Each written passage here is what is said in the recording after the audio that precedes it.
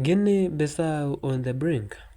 Inside the sudden military takeover, tension is running high in Guinea-Bissau after a sudden military takeover pushed the nation into a new political crisis.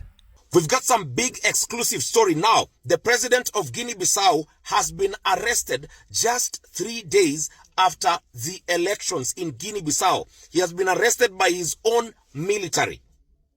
Now, he was seeking a second term, and because he's so unpopular and he was declared the winner of the elections, the military wakamushika, wakamuingiza ndani. Now, the borders of Guinea-Bissau are indefinitely closed. The military have declared that election null and void, and now you can see on the internet, many people are starting to say, by the way, he is a close friend to a certain president who we know is also looking for a second term. But again, that is not even the problem. The problem is, how is life after a military coup like this? Let's see how it goes. What began as a normal election weekend quickly spiraled into a dramatic standoff that shook the region and the entire African continent. On Sunday, November 23rd, citizens headed to the polls to vote in both presidential and legislative elections.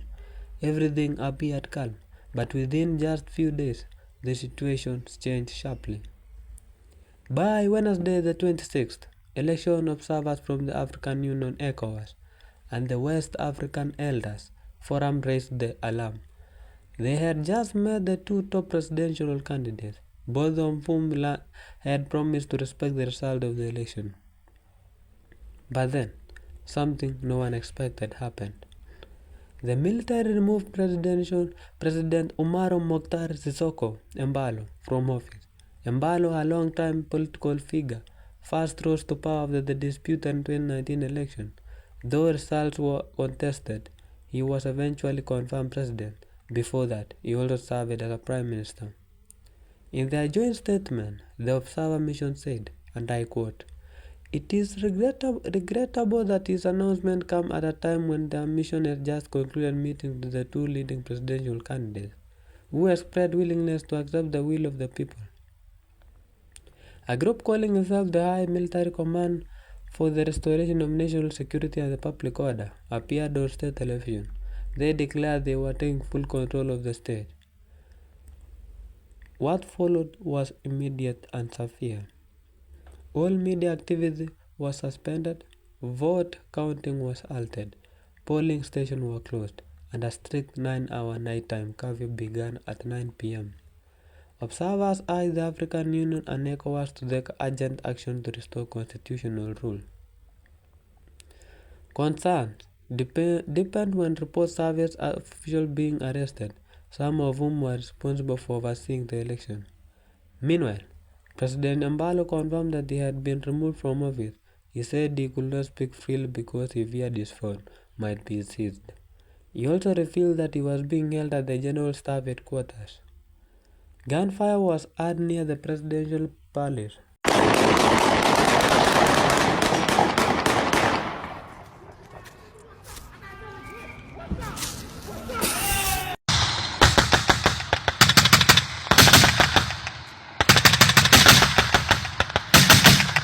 Early Wednesday, as soldiers blocked major roads around Bissau, the political tension was now reaching its peak. The drama grew even more intense. Both presidential Embalo and opposition candidate Fernando Diaz claimed victory even before provisional results were announced. The military later detained Diaz. They also arrested another prominent opposition figure, Domingos Simios Pereira, who had previously been barred from running after the Supreme Court ruled. After the Supreme Court ruled, his documents were submitted too late. Observers from the AU, ECOWAS, and the West African Elders Forum watched the crisis unfold with growing concern. The Observer Mission noted that despite tension, the vote on Sunday the 23rd had been conducted in an orderly manner, but they stressed that the broader political climate remained volatile. Guinea-Bissau now joins a growing list of West and Central African countries that have experienced military takeovers in recent years. This list includes Mali, Burkina Faso, Niger, Gabon, Madagascar, and now Guinea-Bissau is the last nation in the wave of political upheaval. As Guinea-Bissau faces a future full of uncertainty, the world watches closely. Will the military return the country's constitutional rule? Will the election results ever be finalized? And how will this crisis reshape the political landscape of West Africa? One thing is clear, this small nation has become the center of one of the most dramatic political moments of the year. Majamaa, mimi naomba ni bulanda. Hii Afrika ni waga inatusumbua. Unasikia kuna elections ilikuwa inafanywa area fulani julikana kama Guinea Bissau. So orizo area kaona au sa opposition unaweza kumpeleka wapi ma area? Akamoniaje kuwa ban wasiparticipate kwa nini kwa elections. Kidogo kumbe kuna manmani wa area ni maarme. Hawakubambika nini na fomu ule orizo. Kidogo so wameenda around orizo state house ya huko Guinea Bissau. Sasa hao ndio wamechukua gava.